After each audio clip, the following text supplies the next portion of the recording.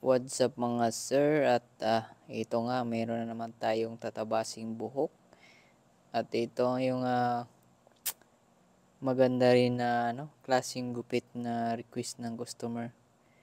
So dahil bagsak na bagsak yung buhok niya, bagay na bagay talaga ito. So yun, clipper overcome tayo tapos naglalagay tayo ng baseline na zero guide. Tapos yun, bine-blending na natin gamit ng ating 0.5 at saka uno na clipper guard. So dito, fast forward lang tayo. So dito naman sa kabila. So clipper overcome. Tapos gagamit tayo ng zero baseline dyan na guideline natin. Gamit ating trimmer. Tapos dito mga sir, gagamit na naman tayo ng guide number 1. Tapos nitong number 1, maglalagay naman tayo ng linya na naka open lever. Tapos gumamit tayo ng 0.5 na guide.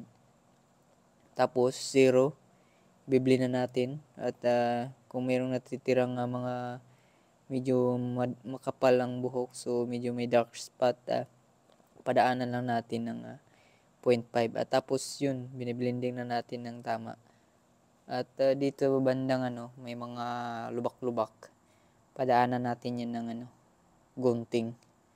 Tapos ito si-shave natin. At sunod, may pinaka 0, pinifinishing lang natin. So dito, gagamit na tayo ng gunting para maganda yung blending kahit malubak. So yun nga mga sir, no.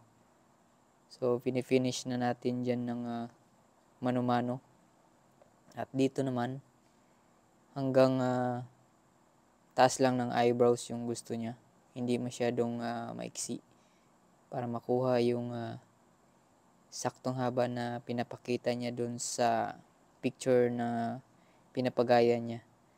So ito nga mga sir, naglagay na rin tayo dyan ng ng texture sa taas. So ito nilalabahan na natin mga sir at finish na natin. At yun nga, nagnipis tayo dyan para mabilis natin ma-texture yung taas. So, shampoo muna natin to mga sir. At ito na, naka-shampoo na yan. At ito, nilalagyan na natin ng powder. Texture powder para may texture yung taas. Kung nandito ka na sa video mga sir, huwag mo nang kalimutan i-follow at i-share ang ating video. At maraming salamat sa inyong panonood. Hanggang sa muling upload na naman tayo mga sir. Bye-bye!